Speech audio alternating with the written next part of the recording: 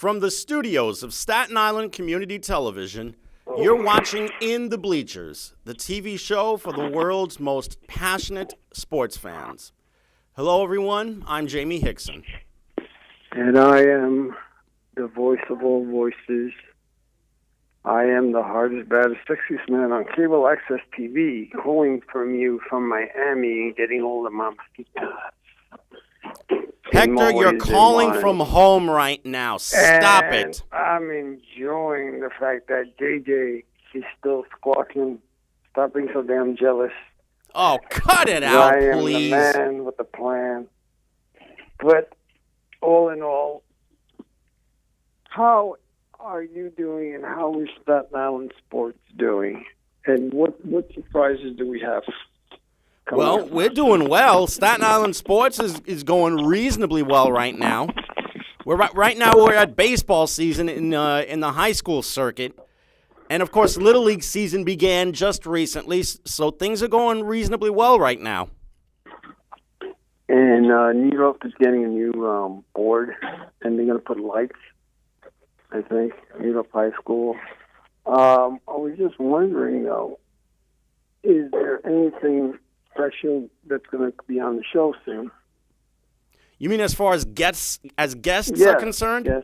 Yes. Well, it's funny you mention that because about a month or two ago, there was a national story about a young Mets fan who is a senior at Newdorp High, and she posted that she wanted to do prom night at Citi Field. And she was hoping to get 1,000 retweets and likes to make it happen. And the next thing we knew, there were guys like Noah Syndergaard and several other members of the Mets who were retweeting this whole thing. Even William Shatner, the actor, wound up retweeting this thing and liking this thing. And the next thing we know, Mr. Met, the mascot, shows up at Newdorp High and serenades this girl, and she winds up getting invited to Citi Field for prom night, and she becomes a major sensation. She's getting interviewed on Good Morning America and SNY. She's become a celebrity, and the best part about it is she is a diehard Mets fan, and I love all fellow Met and Yankee fans, in spite of the fact that they could be a little bit irritating at times, but it's wonderful to see a young woman like her show so much spirit for her team. I mean, she's tweeting about the Mets every single day. And as it turns out, we wound up reaching out to her through her principal, who's also a good friend of ours, Deirdre DeAngelis. And fortunately, this young woman, whose name is Callie, is going to be making her way to the show next Monday night. Oh, it's going to be an interesting show. Yep. And she's going to talk about her entire experience, and we're going to talk some Met baseball as well.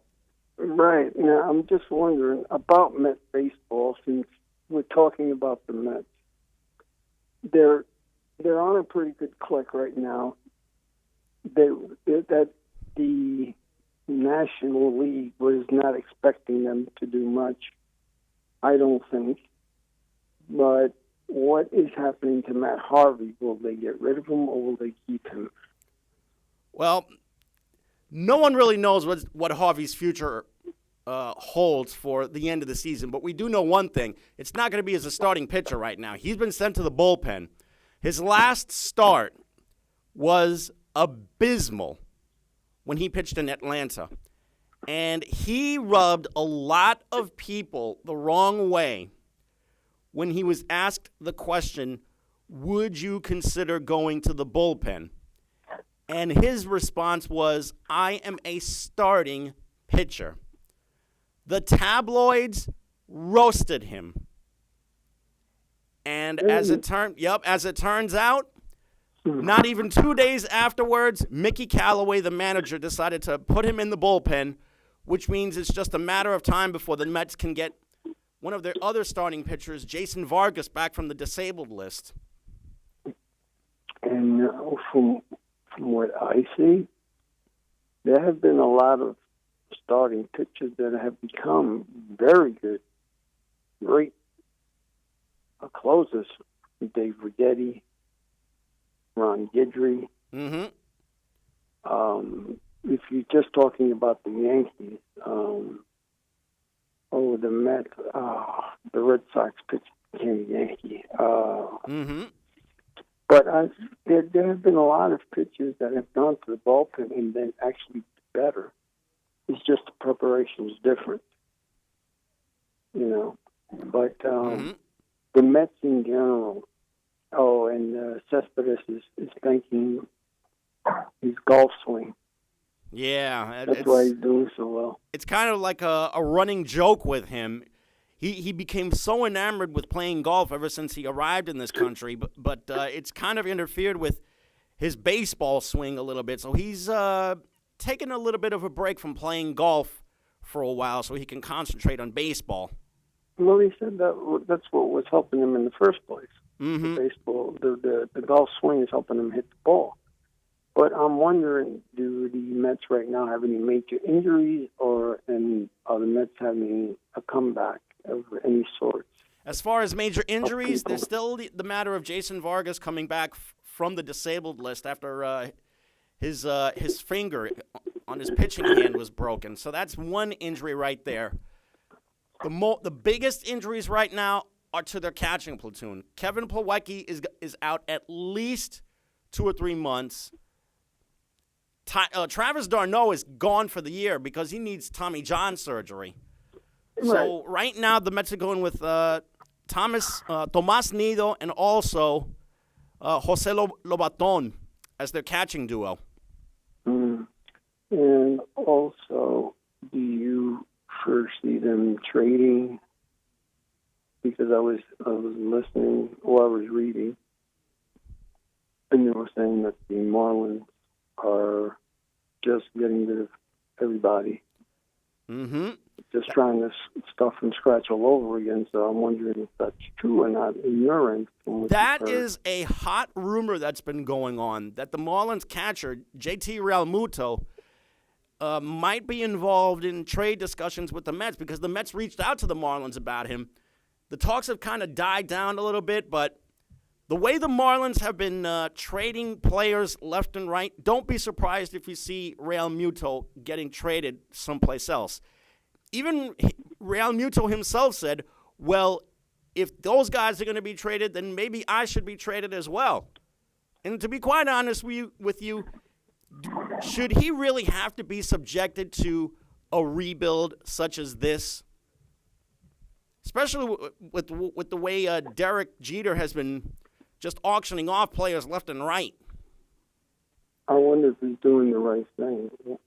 Does he have a good minor league system? What is he trying to do? Is he talking to Torres, Mike Torres, any of the former Yankee managers?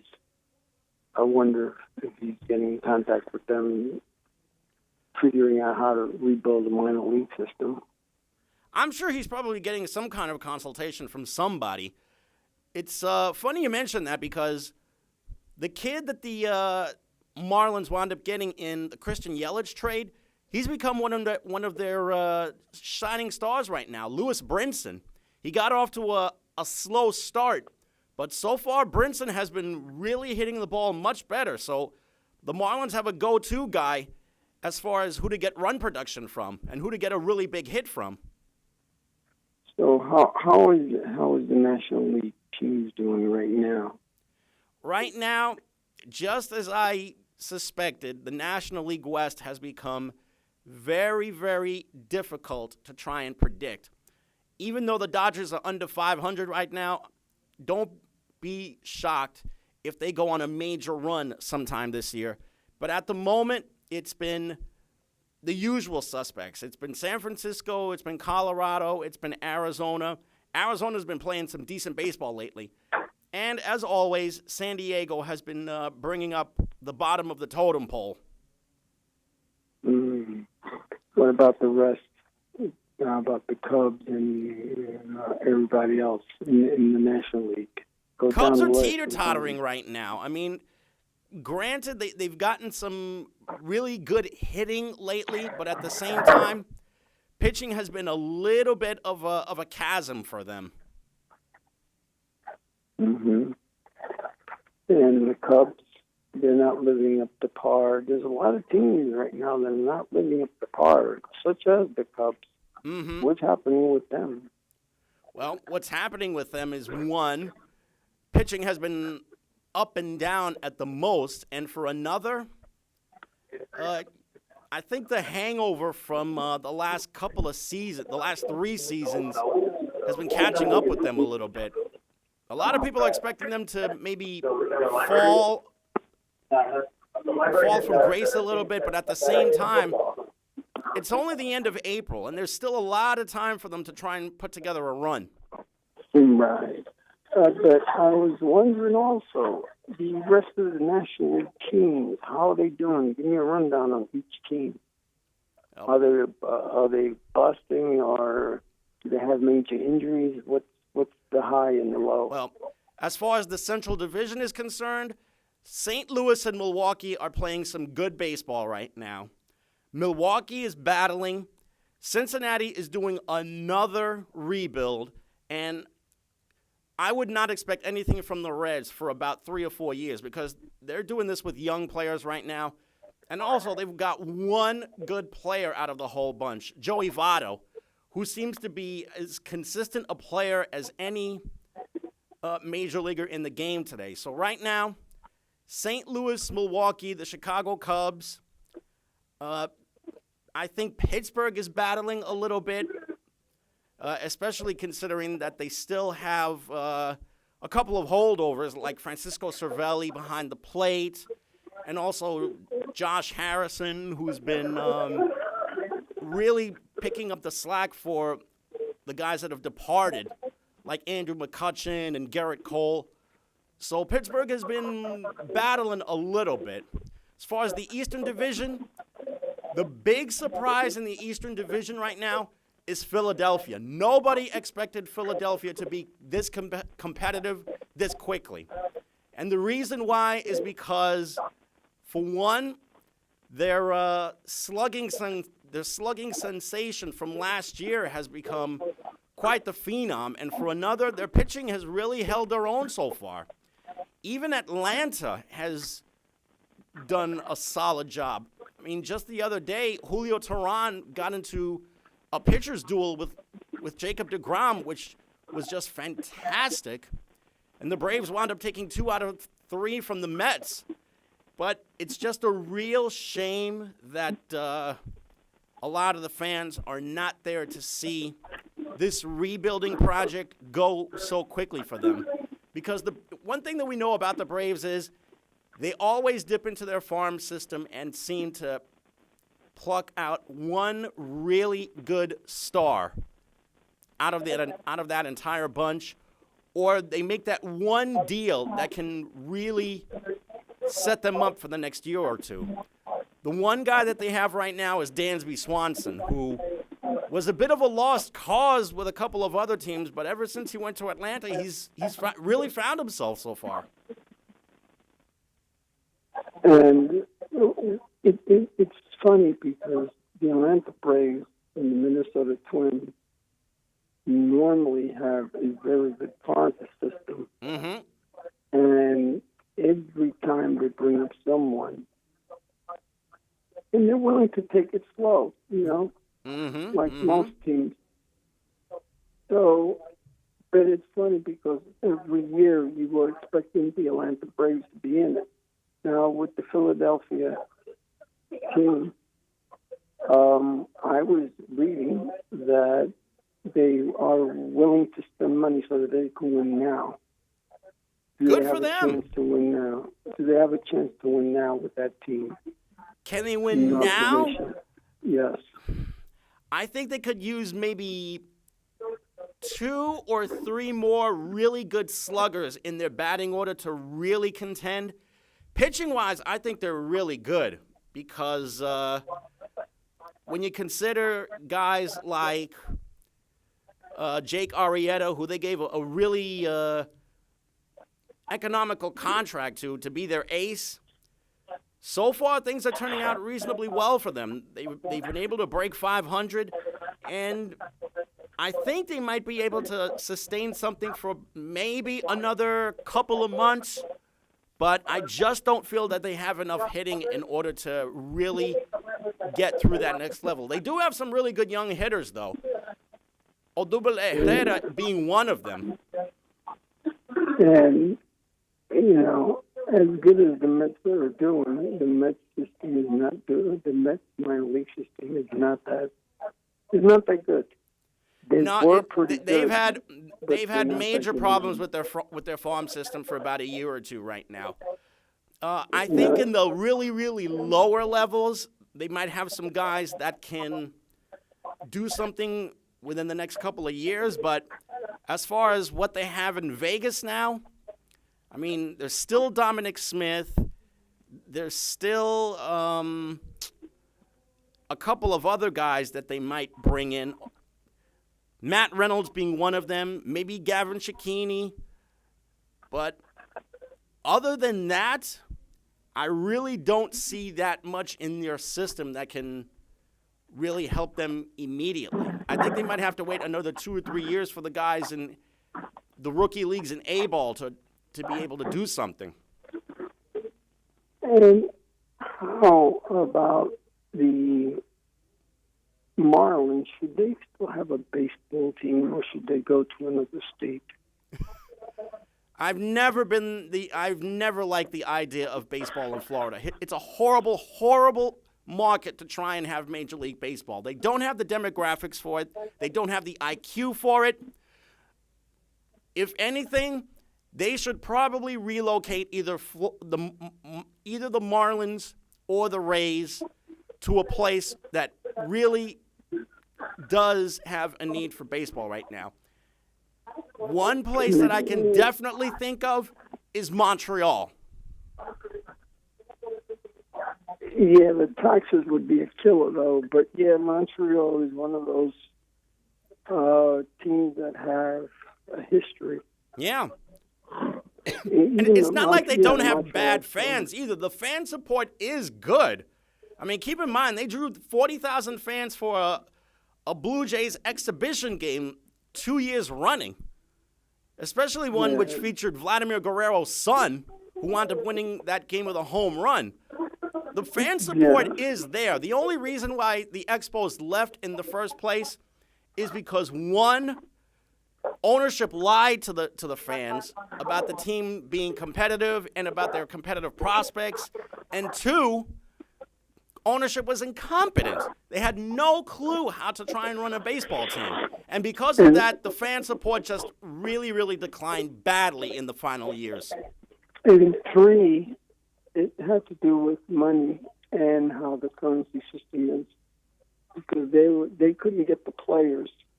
They couldn't get those top players because of the taxation. Yeah.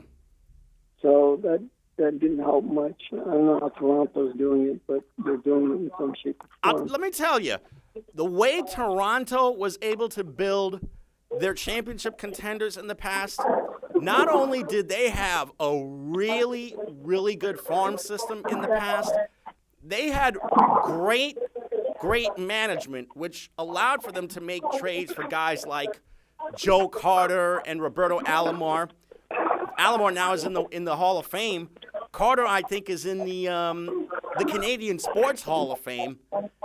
If Montreal were to have a team and they got some really, really good management, I think they would be able to build a nice contender. Now, how are the American baseball team doing? When you think American League, you can only think of one team, and that's the Red Sox. The Red Sox are playing out of their minds right now. They've done it with pitching. They've done it with hitting. Right now, they're the best team in baseball by far. Really? Yep. 17 wins this season. And this was after they had lost the regular season opener.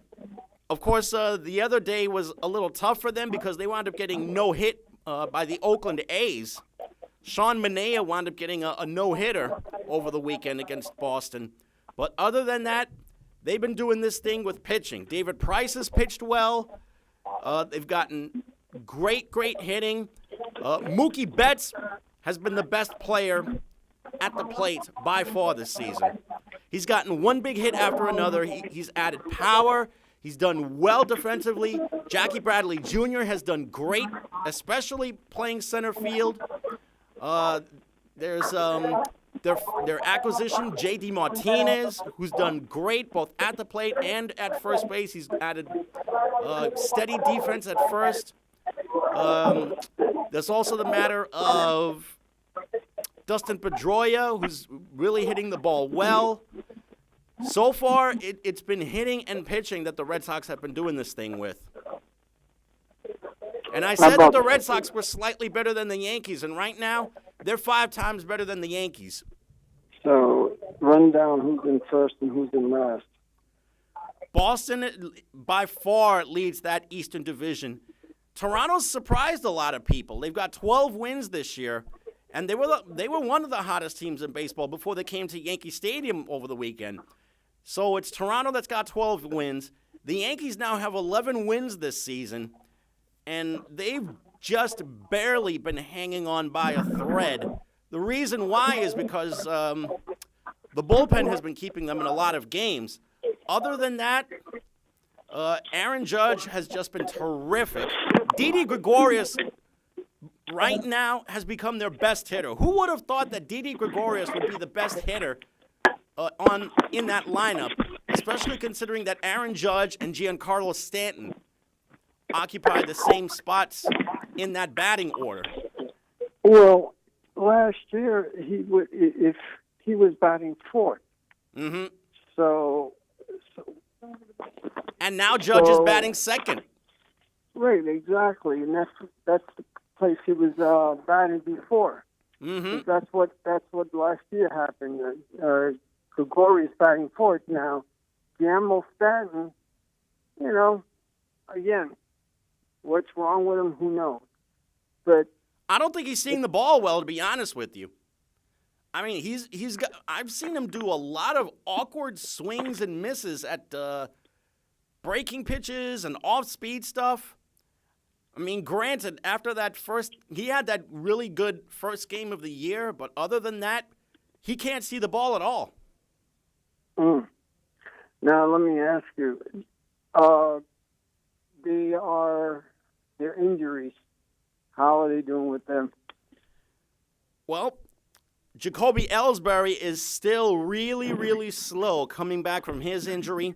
One of their prospects, Clint Frazier, who has a concussion, he's finally starting to do some exercises. He hasn't done any baseball activities yet, but from what I understand, I think they're supposed to send him over to A-ball so he can get some swings in pretty soon. After that, Aaron Hicks is back from injury. If I'm not mistaken, I think one of their relief pitchers wound up getting hurt, so he's going to be missing quite a bit of time. Right, but I heard, and I read. There's also the matter of Greg Bird too. Greg Bird is still missing time because of his foot surgery. When he's going to be returning, we don't really know. So they've had to use guys like Neil Walker and occasionally Tyler Wade to maybe play first base. The young prospects that they have brought up, though, they've been doing well. And one of those prospects they finally called up after all this time, Gleyber Torres. He made his debut yesterday. Unfortunately, he wound up going hitless in 4 at-bats, but he was still able to turn in a double play. He played his position, which was second base, very well. It's just a matter of time before Torres gets that big hit and makes a contribution at the plate. He is their guy for the infield in the future. So it's Gregorius at third. I mean, Gregorius is going to be the shortstop. Didi Gregorius is only the shortstop. My guess is they're going to make Gleyber Torres the everyday second baseman. And if Greg Bird returns from injury, then that means Neil Walker goes back to second, and maybe Torres takes over at third. We're not really sure. But then again, what happens with Miguel Andujar? Miguel Andujar is starting to swing the bat now. Well, that's the thing. What position he plays? He's mostly, I think he's mostly a third baseman and a shortstop. So they need him at third. My guess is they'll probably have him at third. This is going to be a really interesting problem that the Yankees are going to have, because when their guys come back healthy, they're going to have a really crowded infield and outfield. Because when you think about it, it's Bird, Walker, Gregorius, Tyler Wade. There's also Ronald Torreyes, and also there's also the kid that they wound up getting from Arizona, Brandon Drury, who was playing reasonably well at third base. So they're going to be maybe 6 or 7 deep in the infield. And then there's the outfield, which has Gardner and Aaron Hicks, who's back from injury, and Aaron Judge, Stanton, Ellsbury, maybe Clint Frazier when he comes back from his injury. That's about maybe 6 or 7 deep in the outfield that they're going to have. Yeah, and they got that one pitching prospect that was dealt to them that the Diamondbacks are. One of the Diamondbacks pitchers is going. Mm-hmm. That he's very good. I forgot the gentleman's name, Mm-hmm. but I heard he was very good, and he's going to do well. Yep. So that's that. I mean, the Yankees will be fine. I think if everything goes right for them. Mm-hmm. It just, unless they get major injuries or they start not hitting. But we're not supposed to. They wasn't supposed to succeed anyway. That was the thing. It was just that no. Now we're making them to win because of what happened last year. Right. That's the thing. Mm-hmm. So how is the rest of the league doing? Well, we mentioned the Red Sox, the Blue Jays, and the Yankees in order 1, 2, 3. Baltimore is struggling. Tampa cannot score any runs whatsoever. They've got decent pitching, but they don't have a batting order to try and get a big hit.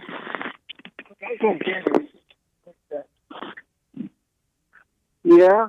Mm-hmm. And well, the rest of the teams, how are they doing? How is the rest of the league doing, though? Because I mean, you do have Dodgers, the Padres. How are they doing? You got the Minnesota Twins, the Cleveland Indians. How are they doing in your estimation right now? Cleveland is playing reasonably well.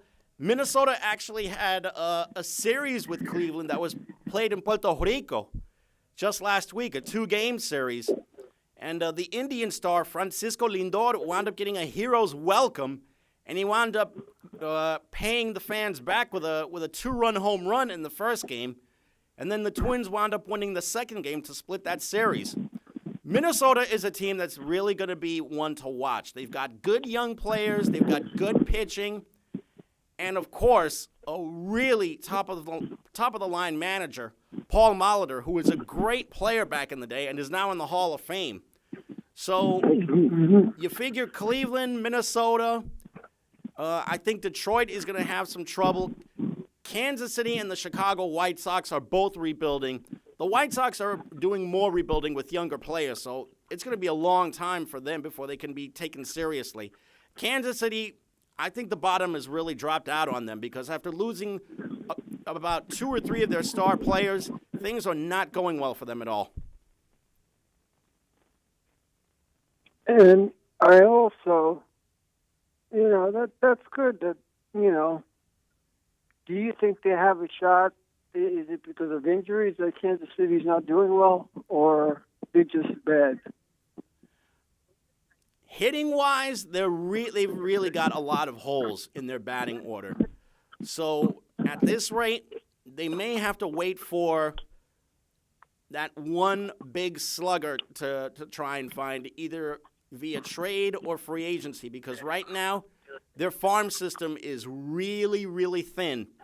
So it looks like they're going to have to try and make a deal to get that big slugger that they're hoping for.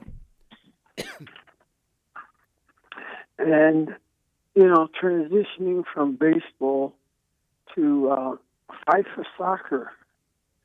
Soccer is doing well now. So far, so good. And so far, so good. You know anything about that? Although NYCFC wound up losing over the weekend, if I'm not mistaken, didn't they? And I think he left the soda. But I was wondering. Kaepernick actually won an award. I forgot what the award's about, but he won an award. But there's a guy that'll probably play for the XFL or the new league that's supposed to come up. Mm-hmm. It's funny that you mention Colin Kaepernick because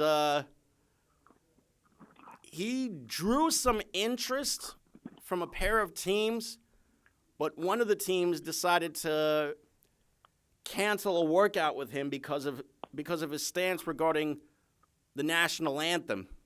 Again, I don't get it. He's not doing anything. Well, according the way I'm looking at it and the way the law is written out, he's not doing anything at all except just doing a quiet protest. Exactly. He is exercising his First Amendment rights, as is his prerogative. So I don't see what the issue is, to be honest with you. But some people think different. Some people think it's an assault on America and all, and I disagree because that's what they fought for. That's what the military fought for. Mm-hmm. And that's what our founding fathers was putting there. Now, you can say that about gun control and all that other stuff. There'll always be a hick in there, and nobody's ever going to agree. Mm-hmm. People want free speech, but yet we have to figure out what is free speech and what is insulting and so on. So, yeah, nobody really knows. But Kaepernick should have a job. And I hope he should have a job, especially considering he's better than a whole bunch of the quarterbacks that are out there right now. And speaking of quarterbacks, Giants picked number 2. And the draft is this coming week. The draft is coming this week. Mm-hmm. And I've been hearing that the Giants are drafting maybe a quarterback, maybe. It's either going to be Josh Allen or Josh Rosen or maybe Sam Darnold. Or the Jets may be drafting a quarterback. I'm not sure. Quite possibly. Although, if you ask me, the Jets need a quarterback more so than the Giants do, especially immediately. Because, quite frankly, I just don't see Josh McCown doing much for them, even in spite of the numbers that he had last season. Now, how do you see the Jets progressing and the Giants progressing right now? Well, both of them have had really good off seasons. The Giants have had a slightly better off season than the Jets have had, because the Giants have addressed a whole bunch of needs. They addressed needs in the secondary and on the offensive line. A lot of the needs that they addressed were defensively. They addressed secondary, they addressed linebacker, they addressed the defensive line. And I think that they also solved their problem at receiver a little bit, because they released, Brandon Marshall. Now there was this hot rumor that maybe they'll go after Des Bryant, who got released, by the Cowboys. The Giants made it clear that they're not really interested right now. Even in spite of his boorish behavior, the Giants would not be doing their jobs if they just decided to look elsewhere instead of taking a look at Dez Bryant, because Dez Bryant, with the numbers that he's put up in the 8 years that he played for the Cowboys, they rival any other receiver that's out there right now. Plus, that'd be a good 1-2 combination, though. Yeah, it would. And when you consider that those two actually worked out together and trained together recently, and it was all caught on social media, this only fueled the rumors even more. Right. So the Giants would not be doing their due diligence if they did not at least invite him in for an interview. I just think they don't want to pay him that much money. Could be, because a guy like him who's had the career that he's had, he's definitely going to cost a lot. And the Jets, how are they doing? Did they get rid of the right people? Are they keeping, how are they progressing? So far, they definitely have gotten some of the right people, and they've also cut their losses with a couple of guys. This draft is going to be really, really interesting. And also, they picked up Leonard Williams' option for next year, and Leonard Williams could be the guy on the defensive line that could really lead that Jet defense next season. Yeah, and how about the rest of the league? Are they doing any better? I mean, are the Cleveland Browns going to get up there and do something right?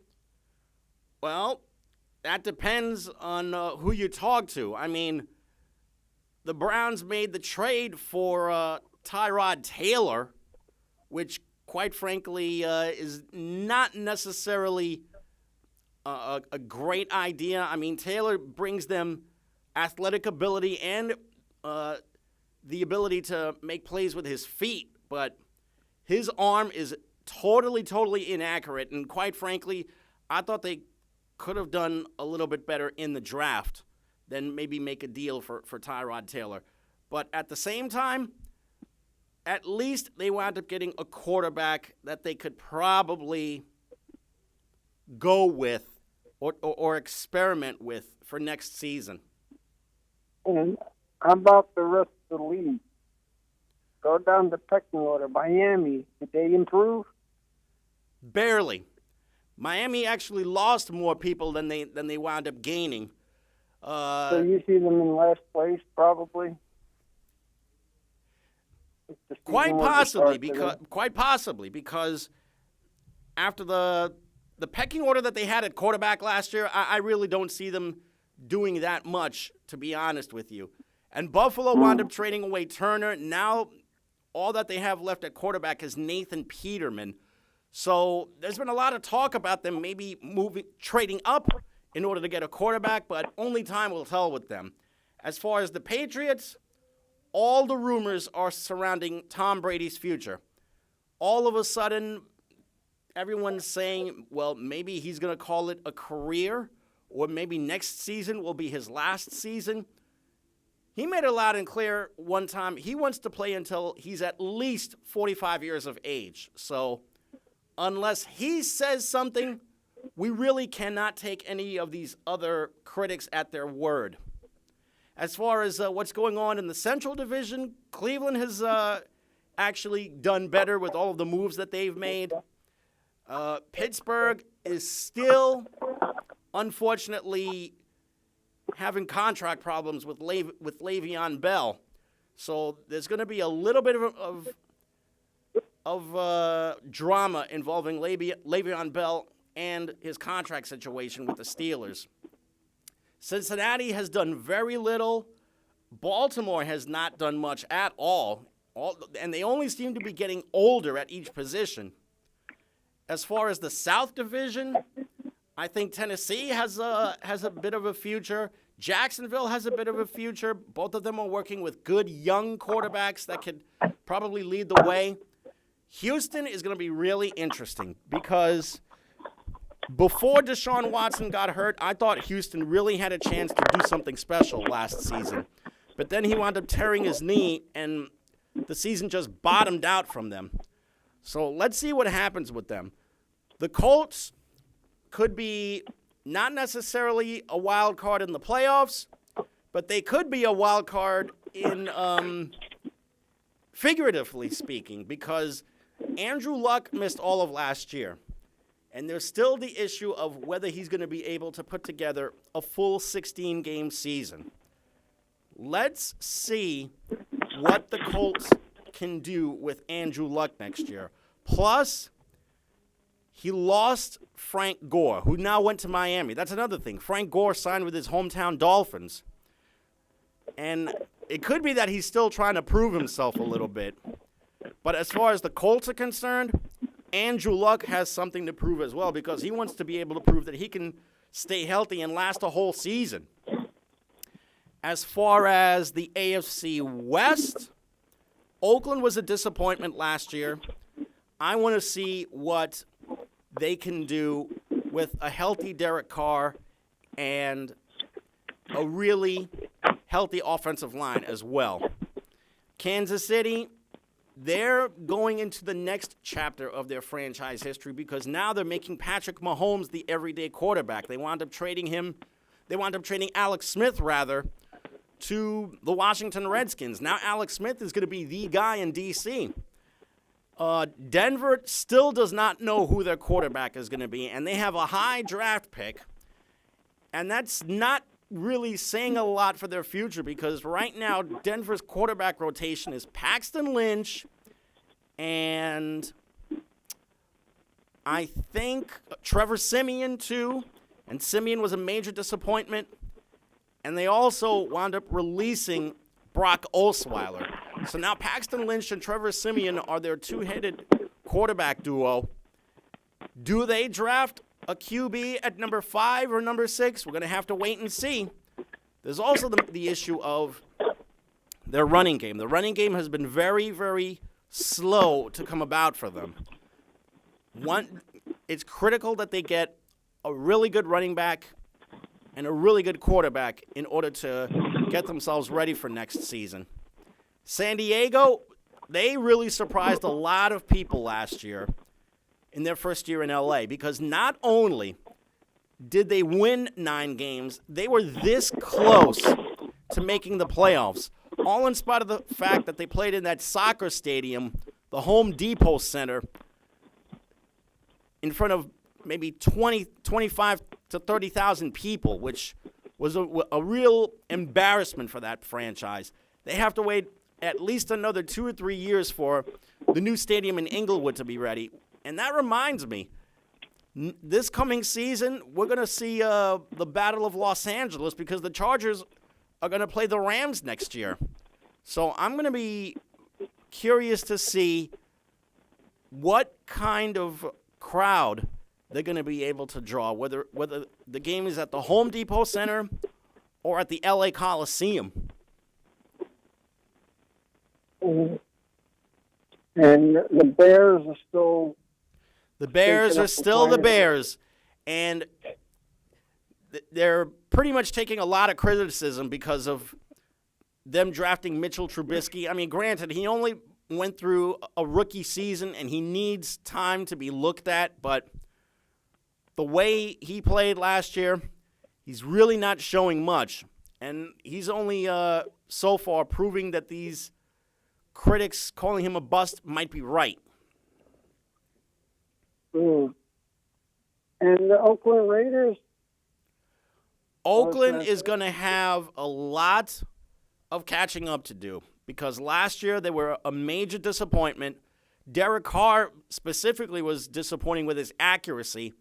And even though Marshawn Lynch gave them a good year out of retirement, there's still the issue of the offensive line, and there's also the issue, most of all, of their run defense. The run defense was not necessarily that great last year, so they really need that one run stuffer to try and get them to that next level. And, the 49ers. San Francisco is going to surprise a lot of people. After that Jimmy Garoppolo trade, don't be surprised if you see San Francisco either break 500 or maybe, dare I say, clinch a playoff spot. Because every game that Jimmy Garoppolo has played, he's played 7 games so far. And he's undefeated in his 7 career starts. And you put him in there with Carlos Hyde in the backfield, and also with a really, if their defense can improve a little bit, then look out, because the 49ers could really challenge the guys out west to do something this year. I think Seattle's on the decline. Arizona has got quarterback problems now that Carson Palmer retired. Seattle is on the decline. The Los Angeles Rams, how are they going to do this year? Is Jared Goff going to be able to repeat his performance from last year? Is Todd Gurley going to repeat his performance from last year? Or was last year just an aberration? How about the Texans? The who? Who was that, Hector?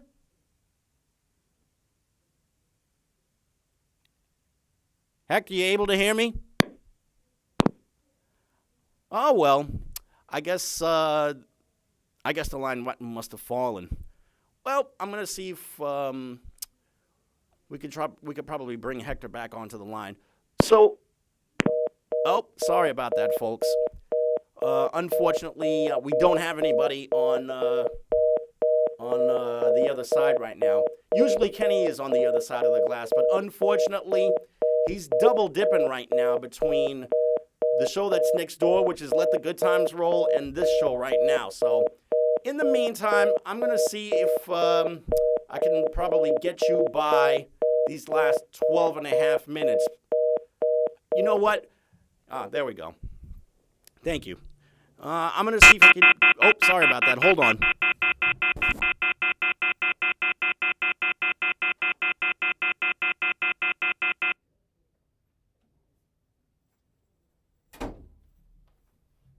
I am so sorry, guys, for the audio difficulties. So, in the meantime, I'm going to try and get you through these last 12 minutes or so that we have left. So, we mentioned before that even though the Yankees are playing just above average right now, it's still April, and I would not go too crazy about whatever struggles that they have going on right now. I mean, keep in mind, they still have guys on the shelf.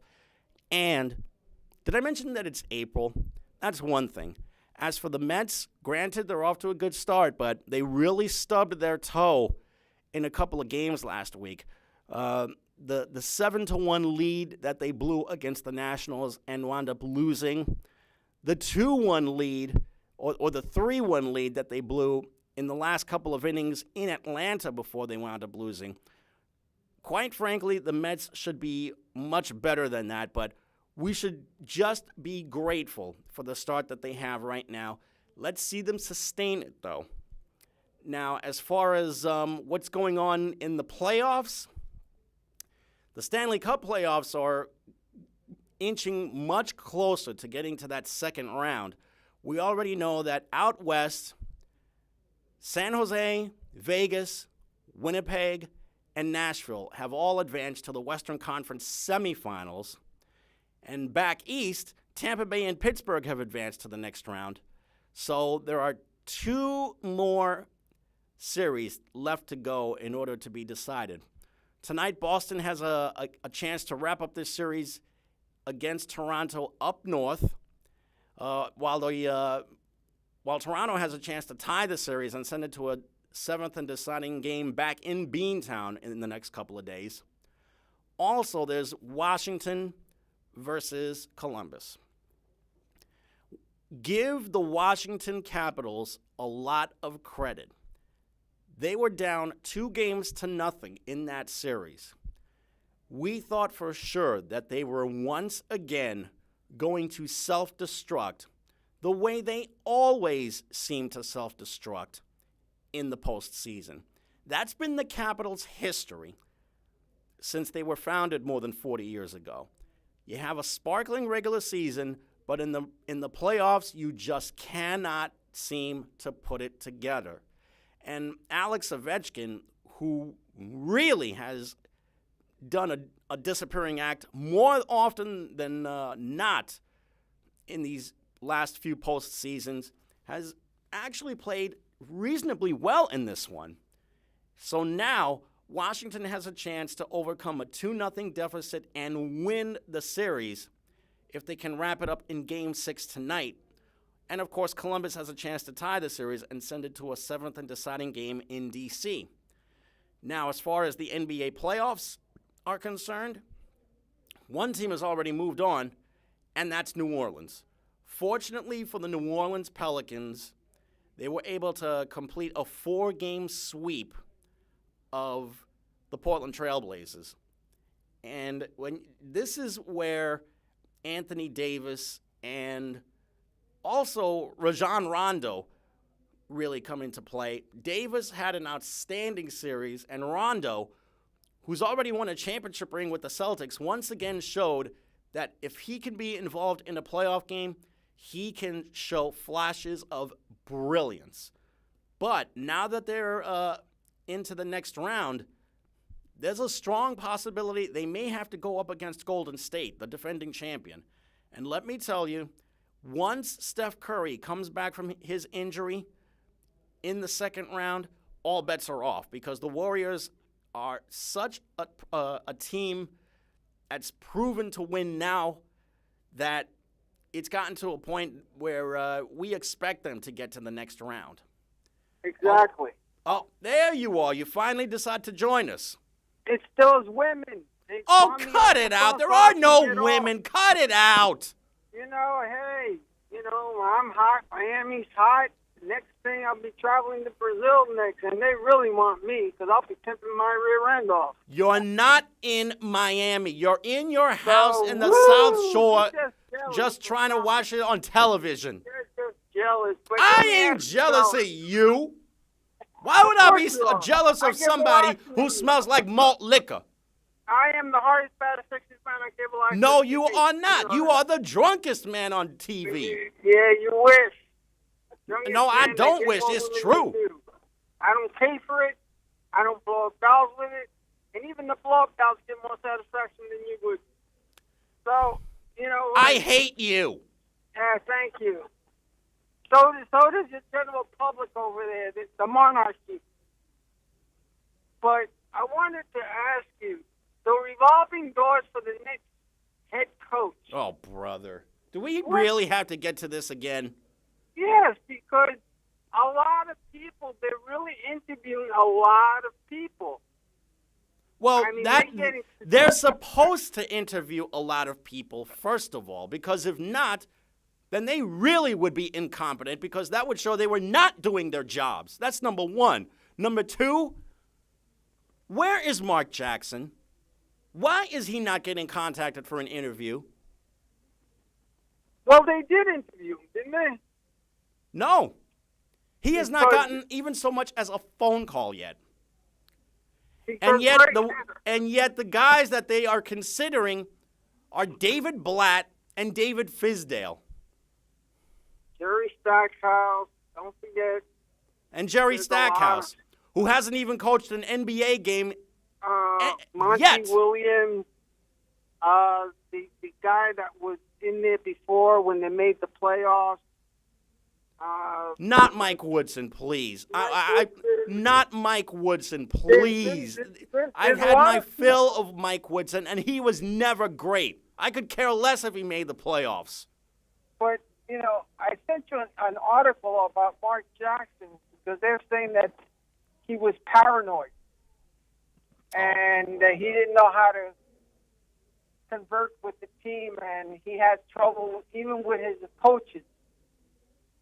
So, and they was saying in the article that 200 people disliked him. So, wow. And he had his beliefs. He put it on people themselves that if you're not of that faith, people would get offended by it. Yep. But I'm wondering, Jeff Van Gundy's out there, they're saying they don't want to give him a chance. But it's become a revolving door. And right now, you don't know who you do keep. Joakim Noah, painting himself. Yeah, blonde. did you hear about what Joakim Noah did? Dyeing his beard blonde? You know, like I said, suffer with him for one more year and then get rid of him in 2020. That's I don't think all. they can get rid of him, even if they wanted to. It's the end of his contract. Yeah, you know what? You probably will. You know, because it's not worth losing all that money. You know, but all in all, they're being very patient. Even James Dolan is preaching patience. Oh, he is Even such for a the reason- hypocrite. If even he's the so reason- patient, then why has that franchise had 11 different coaches in 17 years? Because right now he's teaching patience and he's trying to do it right now. I don't believe him. Now, He's a liar. Remember, He's a liar, and I know he's a liar. No. Explain 11 coaches in 17 years. Figure it this way. People, as he said, and he was right, people wanted Phil Jackson to be the GM. I did not want to see him take that job. He was not qualified to be a general manager. He's only a coach. He's not a general manager. Let me explain, though. A lot of fans wanted him to be the general manager. And Dolan did do that. He gave them what they wanted. And what happened? 2 years later, he gets fired. The fans were telling Dolan, fire Jackson. And he fired Jackson. Now he's preaching patience not only with the Knicks coaching job, but with the Rangers coaching job. So who do you think is going to get a better shot at getting a good coach, the Rangers or the Knicks? At this rate, I would much rather see the Rangers get that top of the line head coach than the Knicks would, because the Knicks can never get this right. Do you know that franchise has built their franchise history on instability at the top? You know who've been their longest running head coaches in franchise history? Red Holzman, Joe Lapchick, Jeff Van Gundy, and Pat Riley. Everybody else has lasted barely 3.5 years. That's no way to try and build a team by having a coach on for like 3.5 years. You need a longer shelf life than that. Yeah, absolutely right. But you've had, with Hornacek not getting along with his players and pushing Joakim Noah. That's not what you do. And as the GMs and the owner was saying, they want a manager that can convert and talk with the team better and not play old school ways anymore. That's what they're afraid of Mark Jackson, that he's too old school. But again, they have a plethora of coaches that they're interviewing them. I hope they get it right, and I hope the patience, let's get started very slowly, will work out. But it's 7:59. I will say goodbye. Take care, everyone, and look forward to seeing you soon. And I'll talk to you later from the Hardest Bad Texas Manager Relaxing TV. You're truly Hector Bosa. Want to be on my show? You know how to contact me. All right. Thanks to Kenny on the other side of the glass, who just rushed in on time to try and save us. For everyone here, I'm Jamie. I'm Hector. Good night, everyone. Good night.